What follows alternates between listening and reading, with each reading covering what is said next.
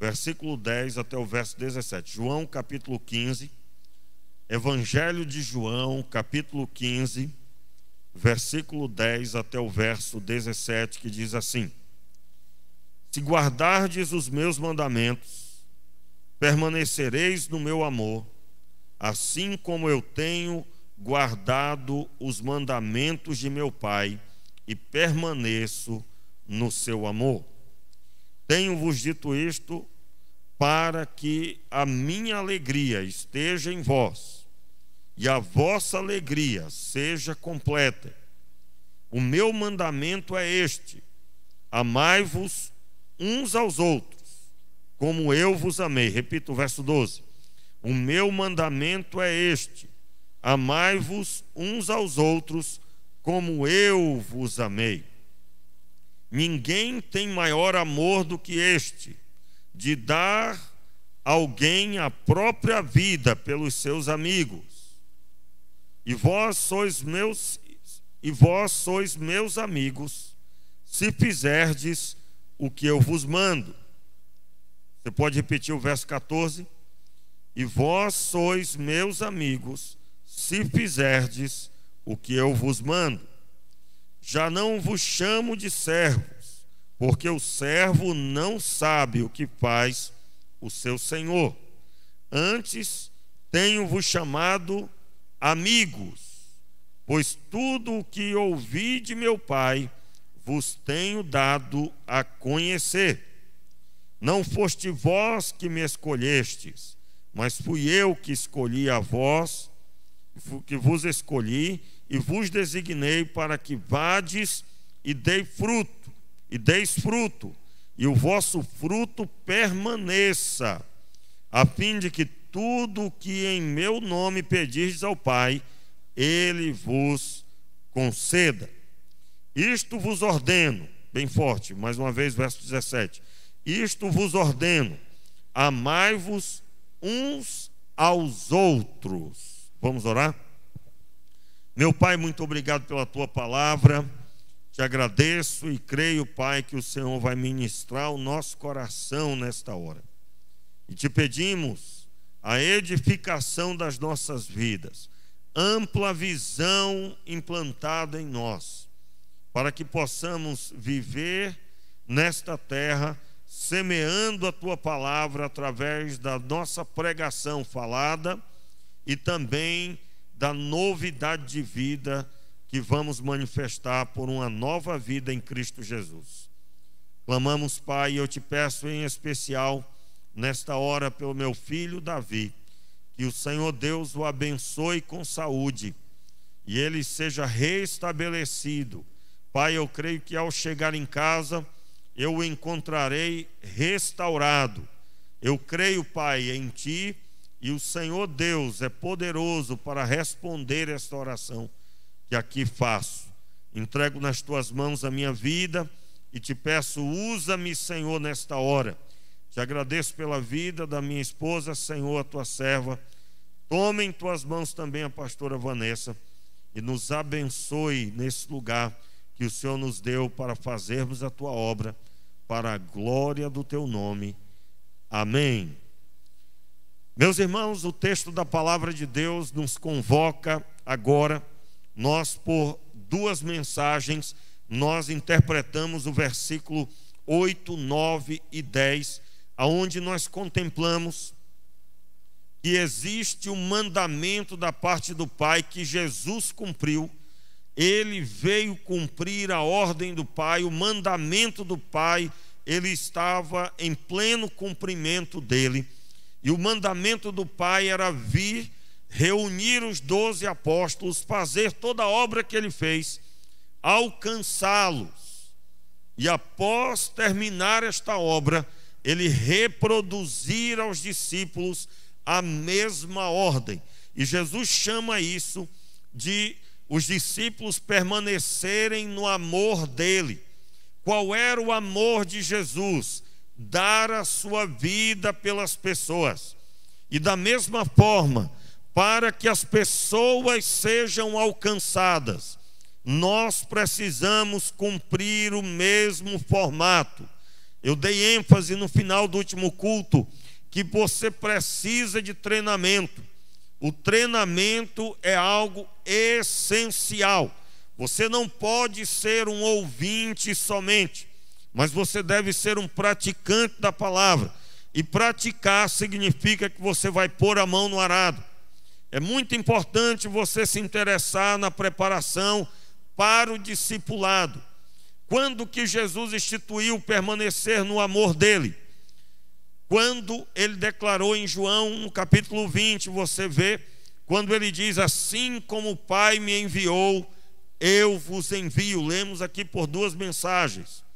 Mateus 28, a partir do versículo 18, ele estabelece a mesma ordem que ele recebeu da parte do Pai. Do mesmo jeito que ele veio e reuniu os 12 e pregou a palavra, ele ordenou também aos discípulos. Então isso é permanecer no amor de Jesus. Só há um formato para permanecer no amor dele: cumprir a mesma missão que ele realizou primeiro, salvando a nós todos. Quando nós fazemos isso, nós estamos cumprindo a palavra que o apóstolo Paulo declarou, que ele leva o morrer de Cristo nele. Quando? Quando ele está morto para si mesmo e vivendo a vida de Jesus, o Cristo que morreu está nele, e o Cristo que ressuscitou é ministrado por ele. Ele vive para que o Cristo morto e ressuscitado seja conhecido pelas pessoas. Então não há outra rota, não há outra missão. E eu digo absolutamente, se você não entendeu esse propósito, você não entendeu a fé. E aí vem a continuidade do texto. Por isso que eu li o verso 10 para dar essa continuidade.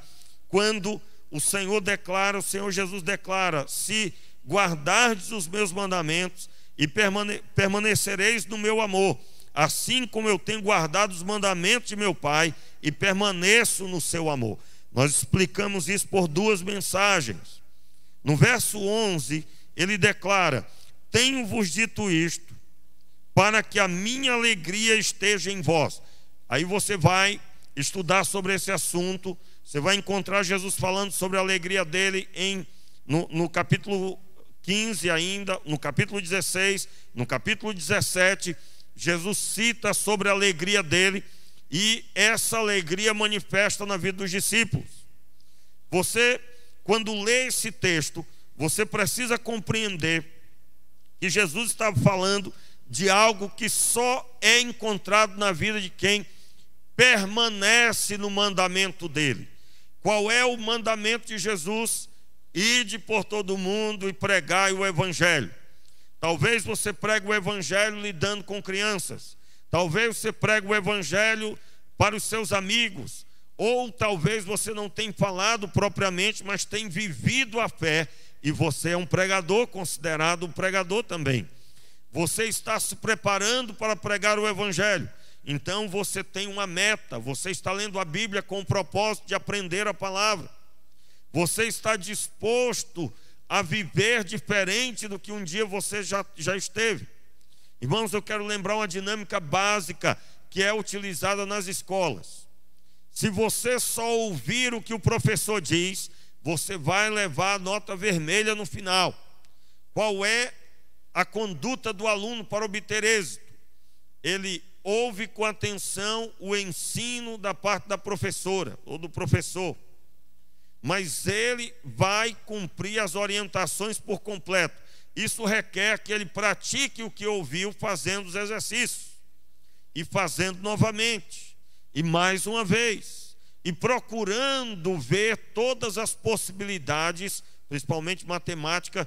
Uma pessoa que ouve uma matéria, por exemplo, explicada de matemática, e se atém somente ao exercício dado dentro de sala, também está fadado a um prejuízo na nota futura, porque não é possível abranger todas as possibilidades com aquele pouco exercício dado. E quase sempre, eu me lembro que isso aconteceu comigo algumas vezes, na hora de fazer a prova, havia uma possibilidade diferente, e eu ali descobri que não tinha praticado suficientemente. Na prática do que foi ouvido, eu vou descobrir o que eu penso que entendi. E descobrindo que não entendi suficientemente, retorno a estudar e assim sucessivamente até alcançar êxito. Da mesma forma, Jesus esteve com os discípulos e ele ensinou os discípulos, e houve um momento que ele mandou os discípulos irem sozinhos. Ele tinha os discípulos com ele, contemplando ele realizar. Mas em outros momentos, pelo menos 2 oficialmente que o Evangelho nos mostra, os discípulos foram a sós e eles voltaram contando o que tinha acontecido. Você precisa da mesma forma praticar o que Deus tem ministrado na sua vida. E o que Deus tem ensinado a você, e Ele deseja ensinar, em especial, a alcançar pessoas. Por quê? Porque a obra de Deus se resume em 2 grandes obras. Quais são as 2 grandes obras? A primeira delas, alcançar você. Isso ele já fez. A segunda grande obra, qual é? Alcançar pessoas através de você, através da sua vida.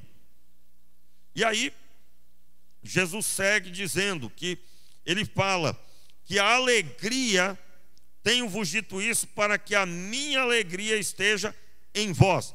Qual era a alegria de Jesus? Declarar a vontade do Pai sobre a vida das pessoas e ver o pleno andamento da vontade de Deus ser realizada. Da mesma forma, o versículo segue dizendo, o versículo 11 ainda: e a vossa alegria seja completa. Veja bem, a minha alegria será completa se a alegria de Jesus estiver em mim. A alegria de Jesus está ligada ao que ele fez para o Pai, sob a ordem do Pai.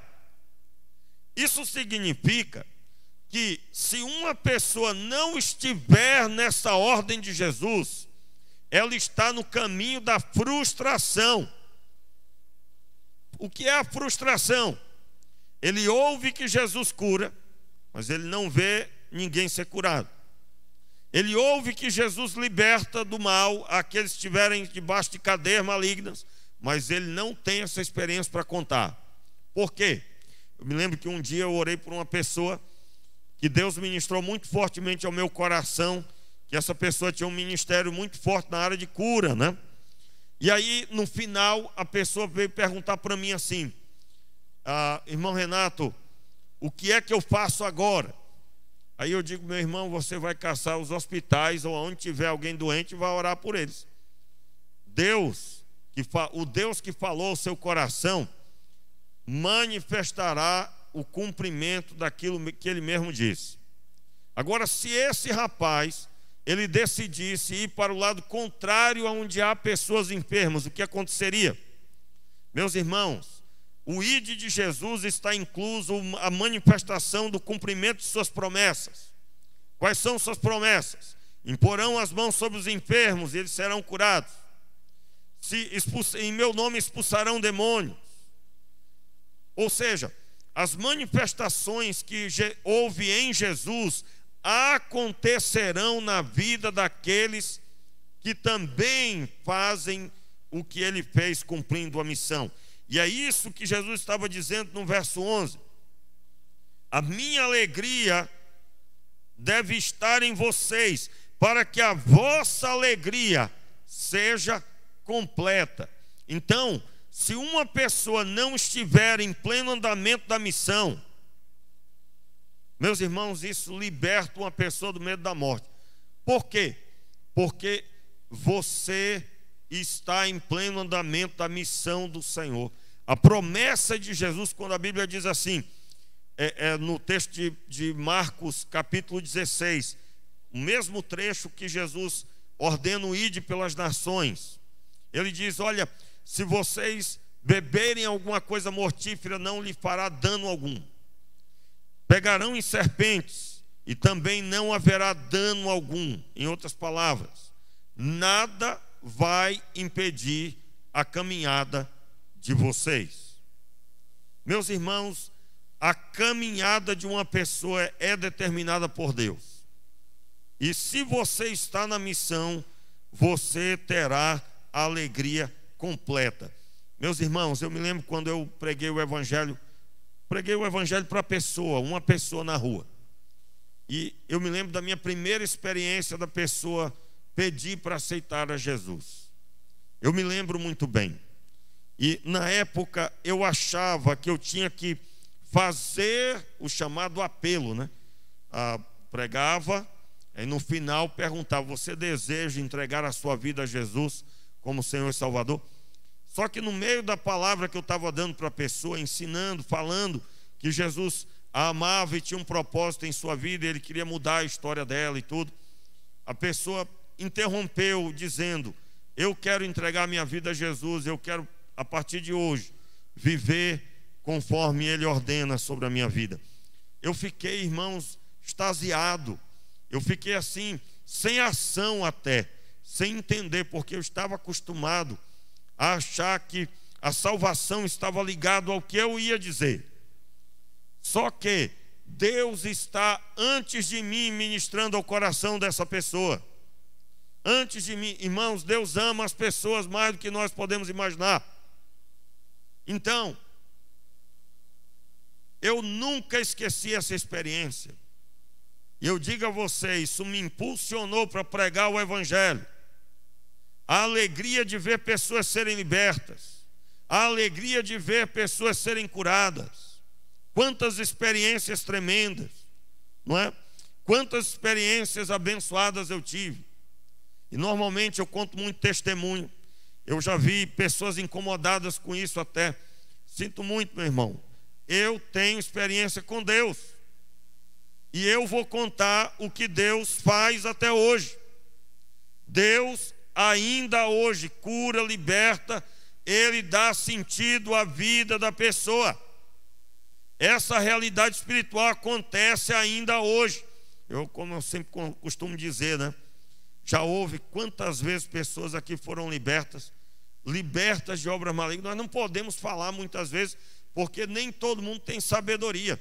Eu me recordo de uma experiência lá que aconteceu, que até hoje ecoa na cidade.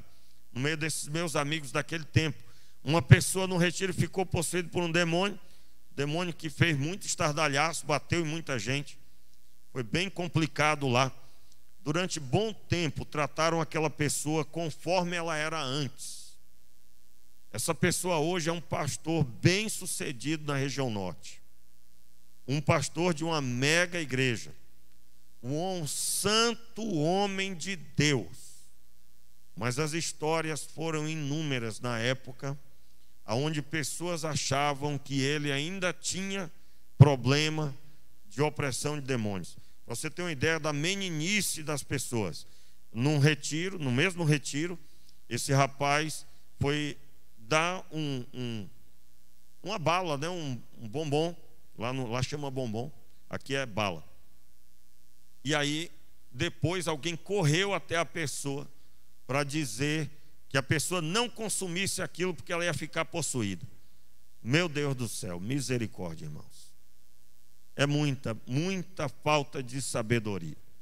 O nosso Deus, Ele veio para libertar os cativos, e aqueles que Ele liberta ficam libertos em nome de Jesus.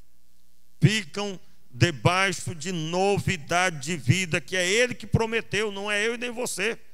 É o próprio Deus que cuida em cumprir a sua palavra. E então, para ter alegria, essa alegria de ver os feitos do Senhor, você tem que estar com o seu pé na obra do Senhor, meu irmão. E aí o verso 12 diz: o meu mandamento é este: amai-vos uns aos outros, como eu vos amei. Leia o capítulo 17, e você vai ver como é que nós devemos amar os nossos irmãos. Você lendo o capítulo 17, veja aí, capítulo 17, acompanhe, a partir do versículo 6, veja como é que Jesus amou os discípulos. Amém? Todos estão comigo? Manifestei o teu nome aos homens que me deste do mundo. Eram teus e os deste a mim, e eles guardaram a tua palavra. Agora sabem que tudo o que me deste provém de ti, pois lhes dei a palavra que tu me destes, e eles a receberam. Verdadeiramente conheceram que saí de ti e creram que me enviaste. Eu rogo por eles, não rogo pelo mundo, mas por aqueles que me deste, pois são teus. Tudo o que tenho é teu, e tudo o que tens é meu. Jesus está falando com Deus aqui. E neles sou glorificado. Já não permanecerei no mundo por muito tempo, mas eles estão no mundo, e eu vou para junto de ti, Pai Santo. Guarda-os no teu nome, guarda-os em teu nome, o nome que me destes, para que sejam um, assim como nós. Estando eu com eles no mundo, guardei-os no nome que me destes. Nenhum deles se perdeu, senão o filho da perdição, para que se cumprisse a Escritura. Observe as palavras. Nenhum deles se perdeu. Jesus está falando de quantos? Dos 11. Esse nenhum deles é os 11. O que se perdeu é Judas Iscariotes. Já estava previsto que Judas faria o que ele faria. Pastor, mas Deus poderia tê-lo salvado. Você já ouviu essa mensagem? Judas ali representava o ser humano que troca os seus amigos por dinheiro. Judas estava ali representando os meus e seus pecados. Os meus e os seus pecados. Quando a Bíblia diz que Jesus levou sobre si os nossos pecados, literalmente os nossos pecados o levaram à cruz. Judas o entregou por 30 moedas. Pedro, por medo da morte, negou que havia andado com Jesus. Os homens clamaram dizendo: não temos rei, senão César. Os judeus que foram gerados por Deus, que deveriam declarar: o Senhor é o nosso Deus e Ele enviou o Salvador, declararam para Pilatos: crucifica-o, mata-o, pedindo que Pilatos o fizesse. E quando Pilatos disse: vocês querem que eu crucifique o vosso rei? E então eles respondem: não temos rei, senão César. Meu Deus, os nossos pecados estavam todos representados ali. Estavam todos representados. Religiosos, você que anda escandalizado com religiosos, que tinham aparência de crentes. Não é de hoje, meu irmão, essa história. Os líderes religiosos conheciam toda a Escritura Sagrada, o Antigo Testamento, de proferi-lo, de falar os textos por inteiro. Mas eles estavam incitando o povo para que matasse Jesus, por pura inveja. Eles queriam fazer parar o Senhor. Se você já viu pessoas de coração duro, no nosso tempo se escandalizou com isso, basta você ler o Evangelho, você vai ver que o ser humano é o mesmo. Por isso não há nada novo debaixo do céu, nem mesmo os pecados dos homens. E ali todos os nossos pecados estavam representados. Todos eles levaram Jesus à cruz, e Ele tomou sobre si os nossos pecados. No Antigo Testamento, quando o cordeiro era levado para perdão dos pecados daquela pessoa que levava o cordeiro, para que o sacerdote fizesse todo o ritual de purificação, de perdão dos pecados daquela pessoa. Aquela pessoa que levava o animal, ela permanecia diante do sacerdote, o sacerdote impunha as mãos sobre o animal, confessando os pecados, representando a pessoa que tinha pecado. E ele impunha as mãos sobre o animal, e por causa agora da passagem daqueles pecados sobre a vida do animal, o animal seria sacrificado por causa dos pecados. Isso deveria ser feito na presença da pessoa. E isso, meus irmãos, aconteceu em Cristo Jesus. Na presença dos homens, eles requereram a morte do Salvador. Aquele que veio para amar os homens foi tratado como o pior bandido da época. A morte de cruz era a morte, a pior execução destinada a um homem. E para você ter uma ideia, na hora, o Pilatos tinha o costume de soltar um prisioneiro. Ele quis soltar Jesus no dia da Páscoa. Ele soltava um prisioneiro a pedido até do povo. E na hora que ele pergunta: querem que eu solte o rei dos judeus? Eles respondem: não, crucifica-o, solte Barrabás. Você vai estudar sobre Barrabás. Barrabás era uma pessoa criminosa da época que estava destinada à morte. Aquela cruz era para Barrabás. Jesus a tomou para si, e assim representava os nossos pecados. Todo o ambiente ali representava os nossos pecados. E o caso de Judas não era diferente. Judas representou aqueles que se aproximam até hoje. Até hoje você encontra pessoas feridas porque alguém próximo a traiu, a apunhalou. Eu recomendo a você que até hoje está ferido por alguém próximo que lhe fez mal. Perdoe, perdoe. Pastor, eu não consigo. Olhe para Jesus e veja como ele fez. E ele fez por mim e por você. Na cruz ele olhou para os homens que meneavam a cabeça contra ele. E ele disse: Senhor, perdoa-lhes, porque eles não sabem o que fazem. Por que não sabem? Porque estavam em trevas, na escuridão. Ninguém pode enxergar os seus pecados. Por isso que quando a luz de Deus paira sobre a pessoa, todas as coisas são vistas e ela passa a enxergar os seus próprios pecados. E aí vem o momento do arrependimento, da conversão e a salvação, respectivamente. Se você quer aprender sobre como amar o seu irmão, em primeiro lugar, para amar o seu irmão, você deve ter o interesse de edificá-lo. Porque a medida para amar o irmão é a obra de Jesus. E aqui nós temos uma dificuldade. Qual é a dificuldade? Eu gosto muito de bater nisso. Isso aí é uma cultura que está impregnada na mente das pessoas. Jesus é Jesus, eu sou eu. Meu irmão, quem mandou foi Jesus. Se isso não fosse possível viver, Jesus teria dito. Você acha que Jesus falaria com você algo que você não vai conseguir cumprir? Ele deu a ordem.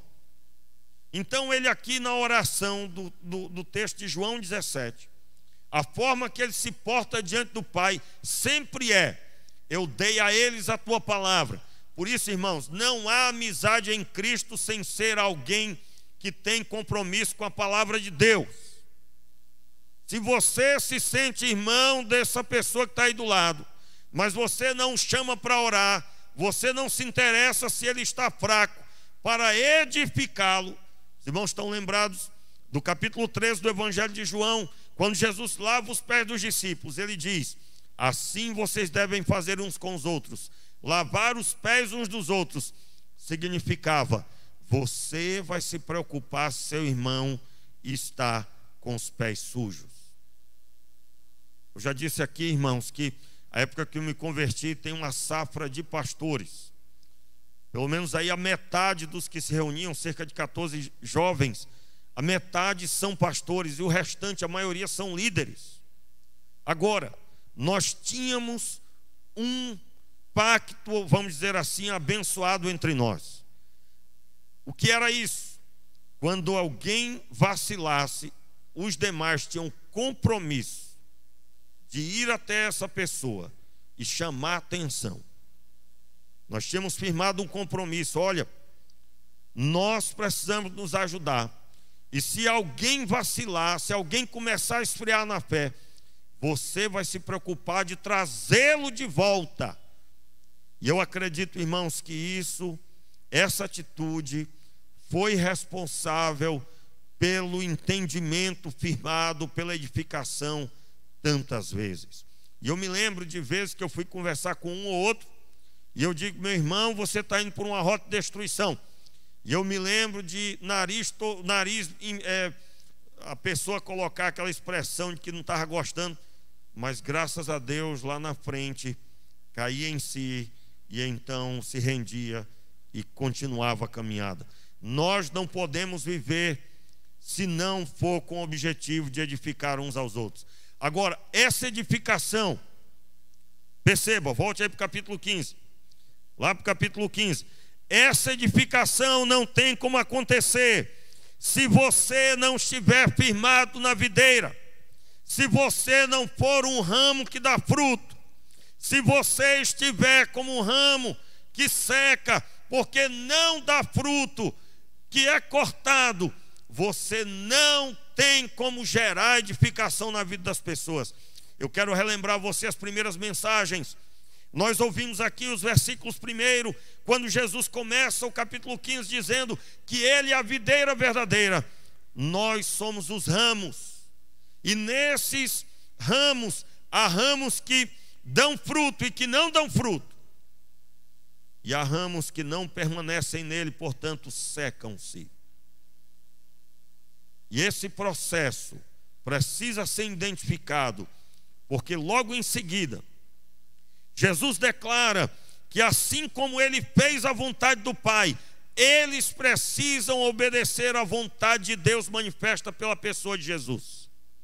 Eu devo eleger Jesus como Senhor da minha vida, como meu mestre, como meu Rabone, conforme era proferido, mestre em hebraico.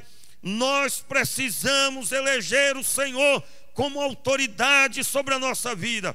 E o grande problema, irmãos, é que há muitas vezes um punhado de crente que diz: mas eu já aceitei Jesus, eu sou crente há muito tempo. Não confunda tempo na igreja local com experiência de intimidade com Deus. Intimidade com Deus se acumula com o joelho no chão e a palavra de Deus no coração extremamente, de forma que eu vou afunilando para encontrar com o Senhor. Eu vou deixando de ter atalhos, de ser puxado em meio à caminhada para os lados, mas vou endireitando o meu caminho conforme sua ordem, e Ele vai me abençoando e vai gerando em mim uma novidade de vida. Só podemos amar uns aos outros se for debaixo da ótica do texto por inteiro. Uma pessoa que é usada por Deus será usada também para o irmão que está próximo. Veja bem, o mandamento é esse, verso 12: o meu mandamento é este: amai-vos uns aos outros, como eu vos amei. Como é que Jesus amou? Guardando-os na palavra, cuidando de todos. Meu irmão, em nome de Jesus, entre nessa rota, cuidando dos discípulos, zelando genuinamente. Versículo 13: ninguém tem maior amor do que esse, de dar a alguém a sua própria vida pelos seus amigos. E aí ele explica: vós sois meus amigos se fizerdes o que eu vos mando. Jesus aqui reforçando que se eles fizerem o que estava sendo ordenado. O que ele estava ordenando? Permanecer no amor dele, permanecer no amor do Pai conforme ele permanece, e permanecendo na sua palavra, guardando o mandamento, essa pessoa terá condições de ser amigo. Agora, no versículo 15, quando a palavra diz assim: já não vos chamo de servos, porque o servo não sabe o que faz o seu senhor. Antes tenho-vos chamado amigos, pois tudo o que ouvi de meu Pai vos tenho dado a conhecer. Então, à medida que você vai obedecendo a Jesus, à medida que Jesus vai sendo o modelo cada dia para a sua vida, você vai sendo iluminado com a revelação do Pai. Na medida que os discípulos também assim foram.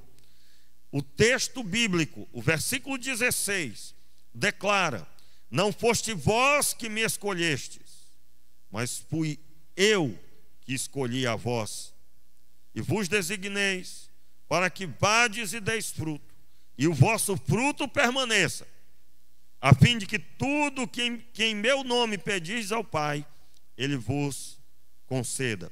A interpretação do verso 16 precisa ser feita mediante a obediência da ordenança de ir por todo o mundo, mediante a ordenança de amar o irmão como Cristo amou os discípulos. A medida do amor é a conduta de Jesus. Aí sim, nós vamos dar fruto, e esse fruto vai permanecer. Jesus cuidou dos discípulos e eles permaneceram. As pessoas que você cuida, em primeiro lugar, você tem responsabilidade sobre sua casa. Toda mãe, todo pai, sua primeira responsabilidade, sua família. E lá você deve ensinar a palavra de Deus. Nessa medida, o Senhor Deus vai entrando, firmando o coração da pessoa e estabelecendo agora o seu propósito. Eu quero encorajar você a continuar nesse propósito do Senhor e pedir que você fique de pé agora no seu lugar. No próximo culto, nós estaremos falando sobre como entender estas palavras de Jesus. Nós vamos entender um pouco melhor essa amizade, por que Jesus chama os discípulos de amigos, e qual a conduta de ser amigo de Deus na linguagem do Antigo Testamento, que era o ambiente de entendimento dos discípulos. Os discípulos entendiam a amizade com Deus baseado no que Deus gerou em Abraão. E nós vamos percorrer esse caminho para aplicar na nossa vida, observando essa amizade que temos que ter com o Senhor. Eu quero convidar você a baixar a sua cabeça agora. Entregue seu coração ao Senhor, consagre sua vida. Você que está em casa, meu irmão, se você tem vivido para você mesmo, agora peça perdão ao Pai. Ele não salvou você para você se fechar em sua própria vida, mas você ser um instrumento dele nessa geração. Faça isso. Feche os seus olhos e agora consagre sua vida ao Senhor.